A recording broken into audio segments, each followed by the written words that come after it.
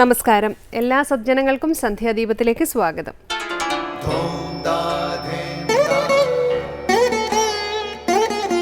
ശുഭം ഭവതു കല്യാണമായുസാരോഗ്യവർദ്ധനം സർവദുഃഖ വിനാശായ സന്ധ്യാദീപം നമോസ്തുതേ. നാമം ജപായനം പുണ്യം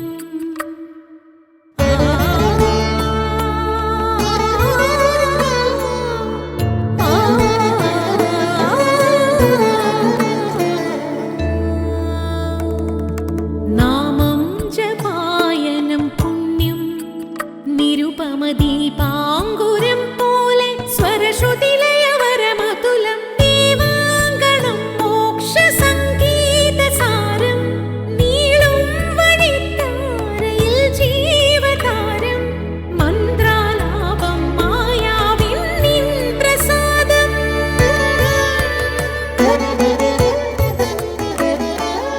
ഇരുൾ നീങ്ങിയുണരുന്ന തെളിനാളദീപം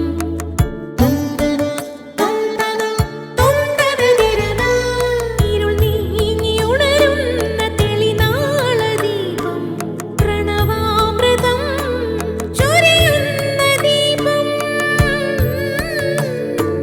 ദീപം ദീപം ദീപം ദീപം സന്ധ്യാദീപം.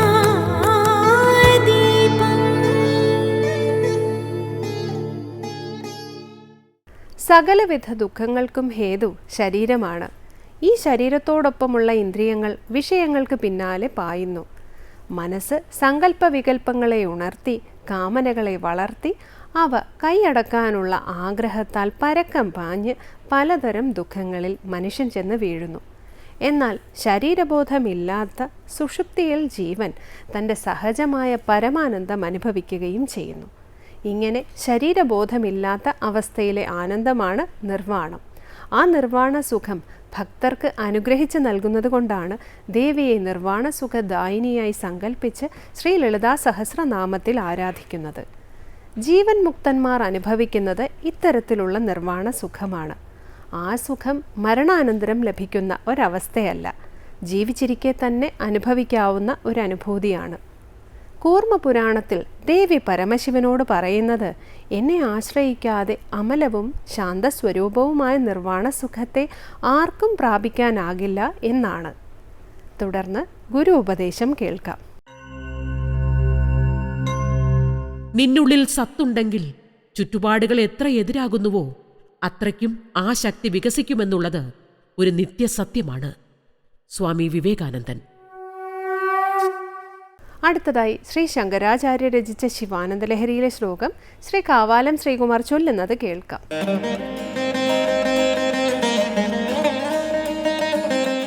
ബാണത്വം വൃഷഭത്വമർത്ഥവപുഷാ ഭാര്യാത്വമാര്യാപതേ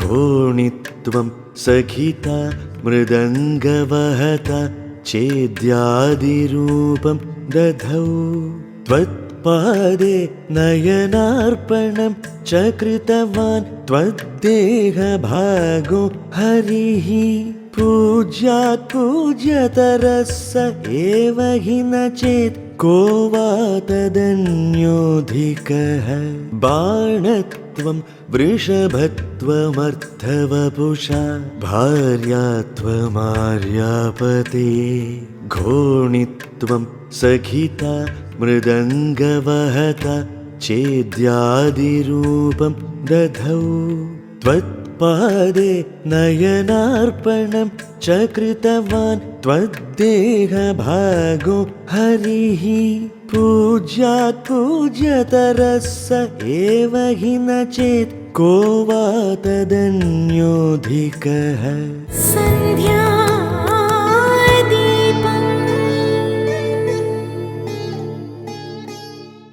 തുടർന്ന് ശങ്കരസ്തോത്രാമൃതം.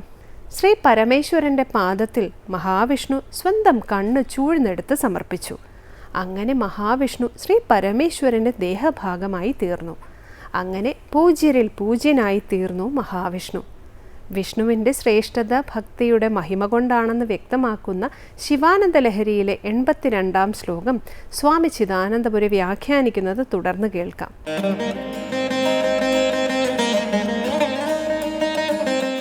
ഓം ഗുരുർബ്രഹ്മാ ഗുരുർവിഷ്ണു ഗുരുർദേവോ മഹേശ്വരഃ ഗുരു സാക്ഷാത് പരം ബ്രഹ്മ തസ്മൈ ശ്രീ ഗുരവേ നമഃ. ഓം സദാശിവസമാരംഭാം ശങ്കരാചാര്യമധ്യമാം അസ്മദാചാര്യപര്യന്താം വന്ദേ ഗുരുപരമ്പരാം.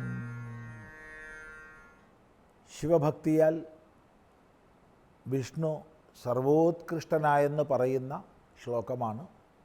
സ്വയം അമ്പിൻ്റെ ഭാവത്തെയും ത്രിപുര ദഹന സന്ദർഭത്തിൽ വൃഷഭത്വത്തെയും നന്ദികേശ്വര ഭാവത്തെയും അർദ്ധവപുസ്സിൻ്റെ ഭാവത്തെയും പാർവതീഭാവത്തെയും അഥവാ ശങ്കരനാരായണ ഭാവത്തെയും ഭാര്യാത്വം പാർവതീഭാവത്തെ അഥവാ മോഹിനീഭാവത്തെ, ഘോണിത്വം പന്നിയുടെ ഭാവത്തെ, അത്ഭുതകരമായ തേജപുഞ്ചത്തിൻ്റെ മൂലം തേടിക്കൊണ്ട് സഖിത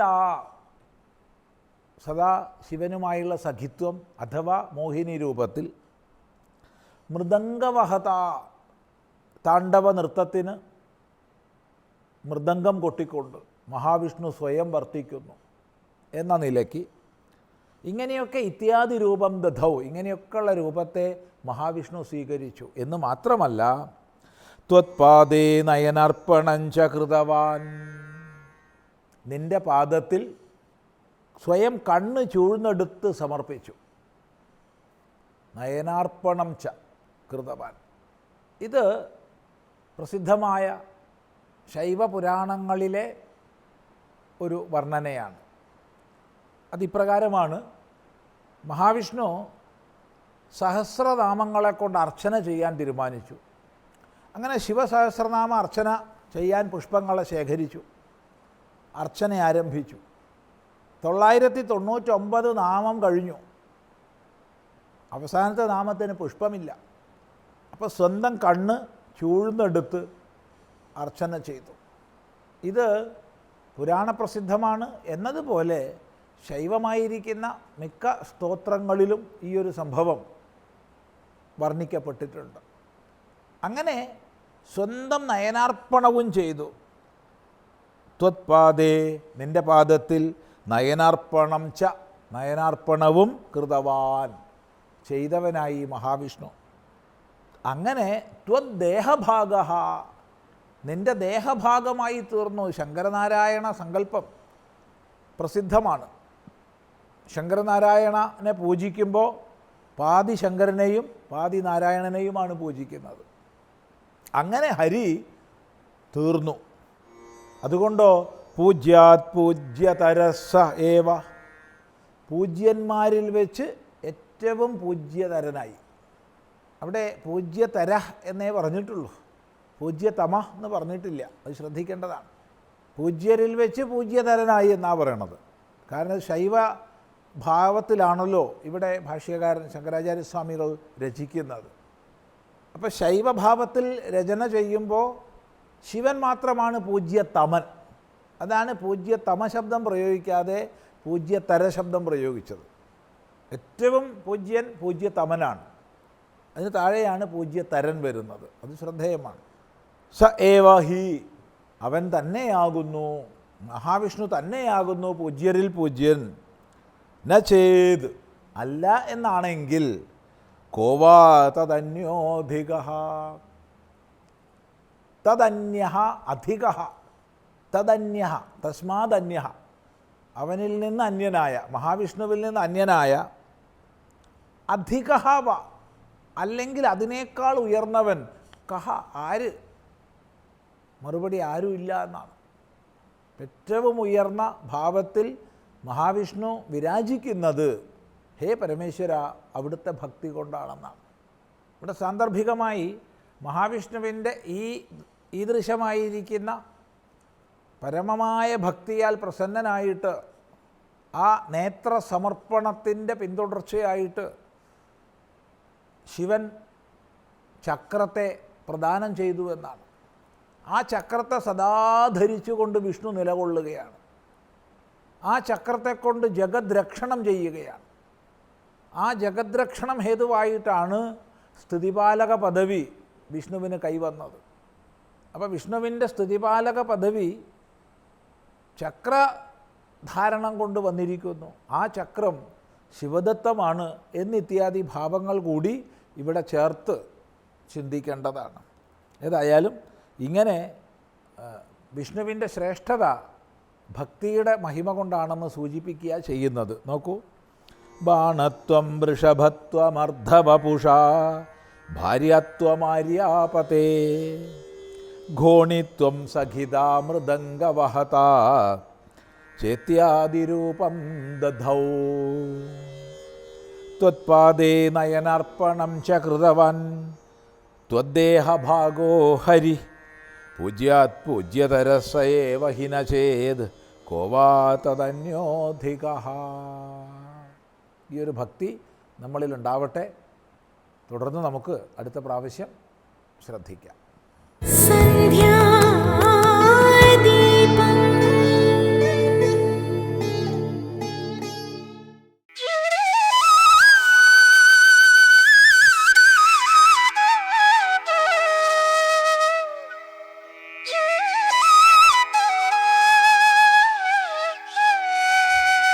ഈ പച്ചപ്പിനപ്പുറമുള്ള മലമുകളിലാണ് കല്ലിൽ ഗുഹാക്ഷേത്രം സ്ഥിതി ചെയ്യുന്നത്.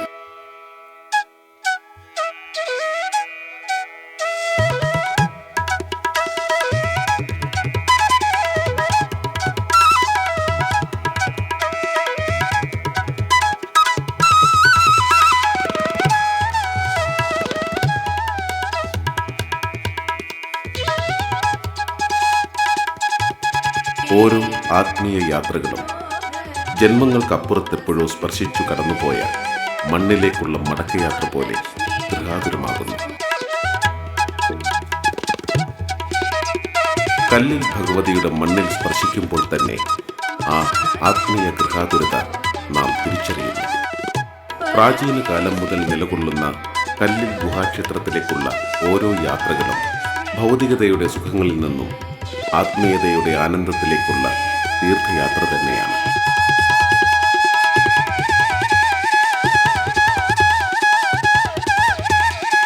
ക്ഷേത്രത്തിലേക്കുള്ള നീണ്ട പടിക്കെട്ടുകൾ കയറുമ്പോൾ തന്നെ കല്ലിൽ ഗുഹാക്ഷേത്രം കാണാം.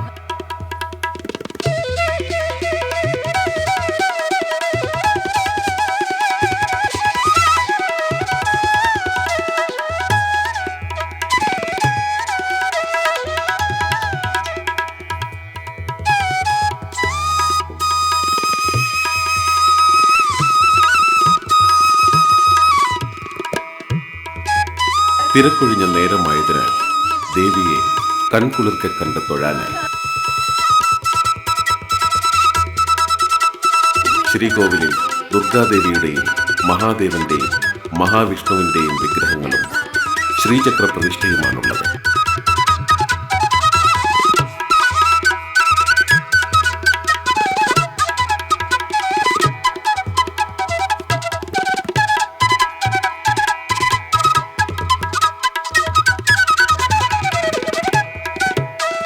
ശ്രീകോവിലിന് മേൽക്കൂരയായി സ്ഥിതി ചെയ്യുന്ന വലിയ കല്ലിന്റെ മുൻഭാഗത്ത് കൊത്തിവെച്ച രൂപത്തിൽ ബ്രഹ്മാവിനെയും ആരാധിക്കുന്നു.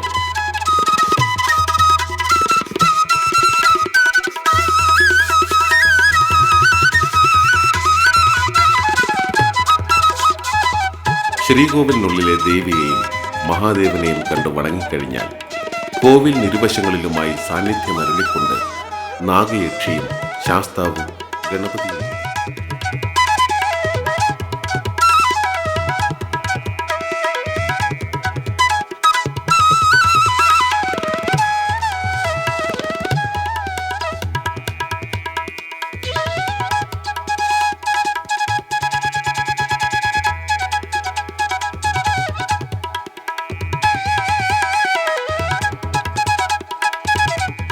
എറണാകുളം ജില്ലയിലെ കുന്നത്തുനാട് താലൂക്കിൽ പെരുമ്പാവൂരിനടുത്ത അശമന്നൂർ പഞ്ചായത്തിലെ മേദലയിലാണ് പ്രസിദ്ധവും പുരാതനവും ചരിത്ര പ്രാധാന്യമുള്ളതുമായ ശ്രീ കല്ലിൽ ഭഗവതി ഗുഹാക്ഷേത്രം സ്ഥിതി ചെയ്യുന്നത്.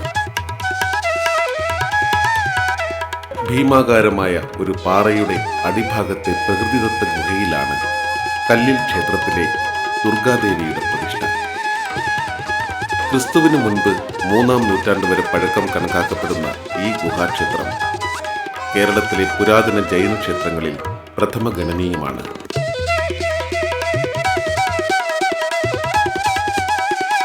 പ്രാചീന കേരളത്തിലെ ഈശ്വരാരാധനയ്ക്ക് ഇന്നും ജീവിക്കുന്ന പ്രമാണമായി നിലകൊള്ളുന്ന കല്ലിൽ ക്ഷേത്രം മേദലയിലെ ജനവാസ പ്രദേശങ്ങളിൽ നിന്നെല്ലാം അകന്ന് ഏക്കറുകളോളം വരുന്ന വനത്തിന് നടുവിൽ കുന്നിൻ മുകളിലായി സ്ഥിതി ചെയ്യും. കേരള പുരാവസ്തു വകുപ്പിന്റെ ഒരു സംരക്ഷിത സ്മാരകം കൂടിയാണ് കല്ലിൽ ക്ഷേത്രം.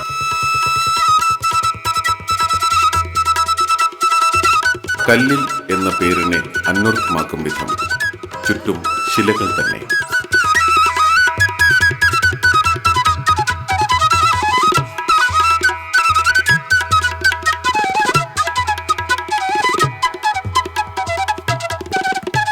ഗുഹയുടെ നൈസർഗികത ഒട്ടും ചോർന്നു പോകാത്ത വിധത്തിലാണ് ക്ഷേത്ര പരിസരങ്ങൾ. ചെറു ഗുഹകളിലൂടെയുള്ള പ്രദക്ഷിണ വഴിയും കല്ലുപാകിയ തിരുമുറ്റവും പടവുകളും കല്ലിൽ തീർത്ത നമസ്കാര മണ്ഡപവും ആനപ്പന്തലും അങ്ങനെ സർവവും കല്ലുമയം.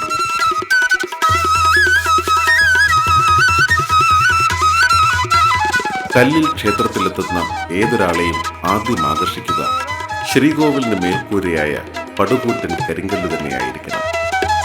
ദൂരെ നിന്ന് നോക്കുമ്പോൾ അതിന്റെ ഭീമാകാരത മുഴുവനും വ്യക്തമാകില്ലെന്ന് വേണം പറയാൻ. അതിനെ വലം വച്ചും പല പല കോണുകളിൽ നിന്ന് കണ്ടും തൊട്ടും അറിഞ്ഞും വേണം ആ കല്ലിന്റെ വലിപ്പം മുഴുവനായും ധരിക്കാൻ. ഏറ്റവും അമ്പരപ്പിക്കുന്ന വസ്തുത ഈ കല്ല് നിലം തൊട്ടിരിക്കുന്നത് എവിടെ എന്നത് എങ്ങു നിന്ന് നോക്കിയാലും കാണാനാകില്ല എന്നതാണ്. വശങ്ങളിൽ പലയിടത്തുമായി ബലം കുറഞ്ഞ മൺഭിത്തികളും മറ്റും പണിത് കല്ലിലേക്ക് മുട്ടിച്ചിരിക്കുന്നത് കാണാമെങ്കിലും കുനിഞ്ഞു നോക്കിയാൽ കല്ലിനും ചുവട്ടിലെ നിലത്തിനുമിടയിലെ വിടവ് വ്യക്തമാണ്.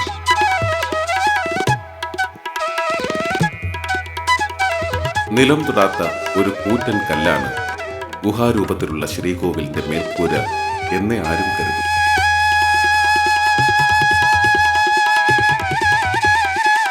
ഭഗവതിയുടെ വിഗ്രഹം സ്വയംഭൂവാണെന്ന് കരുതപ്പെടുന്നു. ഈ വിഗ്രഹം കാലഗണനം തന്നെ അസാധ്യമാകും വണ്ണം പുരാതനമാണ്.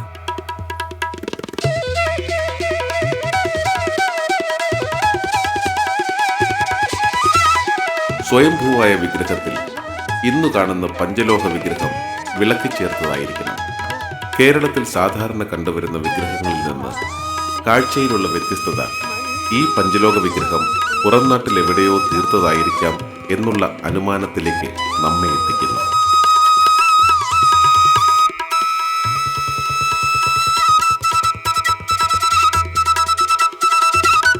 മഹാദേവന്റെയും മഹാവിഷ്ണുവിന്റെയും വിഗ്രഹങ്ങൾ ആസനസ്ഥരായ ജൈന തീർത്ഥങ്കരന്മാരുടെ രൂപങ്ങളാണ്.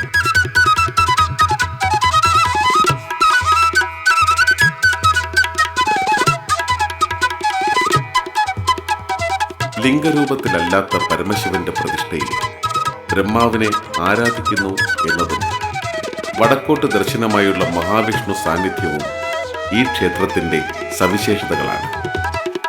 ശൈവ വൈഷ്ണവ ശാക്തേയ ശക്തികൾ ഒരുമിച്ച് സന്നിഹിതരായിരിക്കുന്നു എന്ന അപൂർവതയും കല്ലിൽ ക്ഷേത്രത്തിന് സ്വന്തം.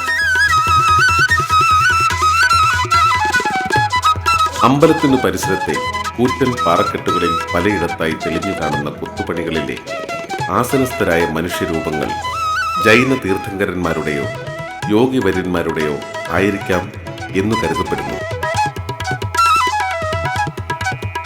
സഹസ്രാബ്ദങ്ങൾക്ക് മുൻപുണ്ടായിരുന്ന സാംസ്കാരിക സൗഭാഗ്യത്തിലേക്ക് വെളിച്ചം വീശുന്ന ശില്പ സൗകുമാര്യം ചരിത്ര അന്വേഷകരെയും ഇവിടേക്ക് ആകർഷിക്കുന്നു.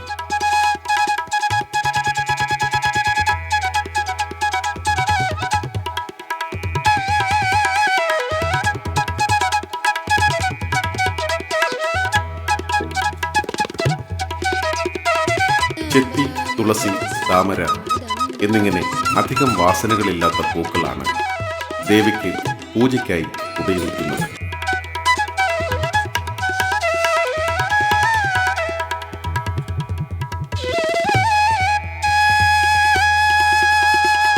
ഈ വനാന്തരങ്ങളിൽ ദേവി പ്രാർത്ഥനകളോടെ മുട്ടിടുന്ന ഓരോ പുഷ്പങ്ങളും വാസനകൾ ഒതുക്കി വിടർന്നു കൊതിക്കുന്നതും വരും ജന്മങ്ങളിലും ദേവിക്ക് മുന്നിൽ പൂജാപുഷ്പങ്ങളായി മുട്ടിടാനായിരിക്കും.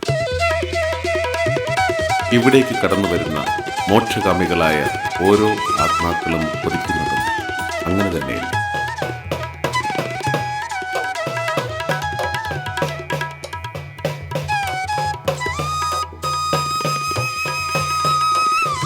പ്രഭാത പൂജകളും നിവേദ്യവും കഴിഞ്ഞ് തിരക്കുകൾ ഒഴിഞ്ഞ് ക്ഷേത്രവും പരിസരവും നിശബ്ദമായി.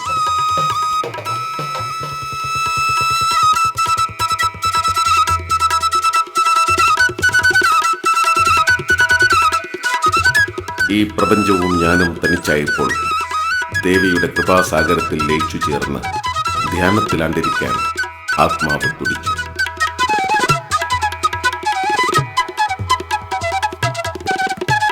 ഈ വനാന്തരങ്ങളിലെ ശുദ്ധമായ ജീവവായു ഉള്ളിലേക്ക് വലിച്ചെടുത്ത് ശരീരത്തിലെ അന്തരംഗത്തിൽ സ്പർശിച്ച് ഓംകാരനാമം ജപിക്കുന്ന ഓരോ വേളയിലും ധ്യാനത്തിൻ്റെ ആനന്ദഹർഷത്താൽ ഓരോ കോശങ്ങളും ആനന്ദോത്സവങ്ങളിലേക്ക് ലയിച്ചു ചേർന്നുകൊണ്ടിരിക്കുന്നു.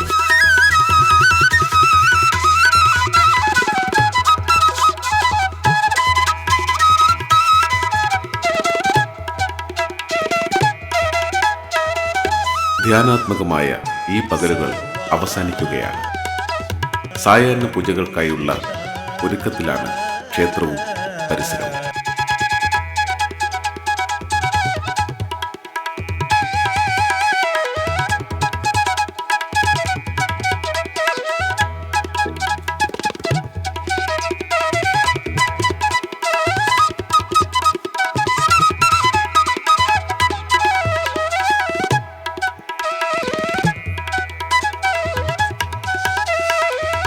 ഗുഹാക്ഷേത്രമായതുകൊണ്ട് വിദ്യാർത്ഥികൾക്കും വളരെ പ്രിയപ്പെട്ട ഇടമാണ്.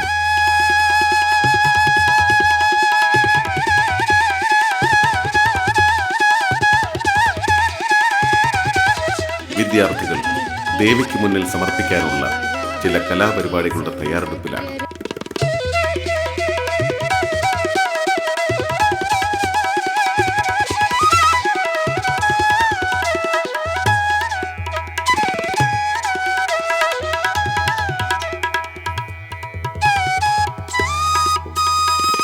അങ്ങനെ ആനന്ദ നിർവൃതിയിലാറാടി ആത്മീയ സുഖം അനുഭവിച്ച ഒരു ദിവസം അവസാനിക്കുകയാണ്.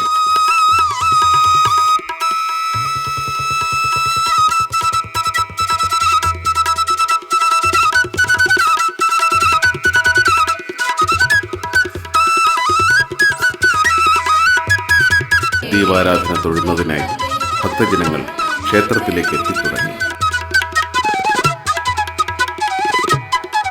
ദീപാരാധനയ്ക്കായുള്ള ഒരുക്കങ്ങൾ തുടങ്ങിക്കഴിഞ്ഞു. ഇനിയുള്ള ഒരുപാട് നാളുകൾക്കായുള്ള ഊർജം ആത്മാവിൽ നിറയുവാനുള്ള സൗഭാഗ്യങ്ങളോടെ ദീപാരാധന തൊഴുതു നിൽക്കുന്നതിൻ്റെ സായുജ്യത്തിലാണ് ഞാൻ.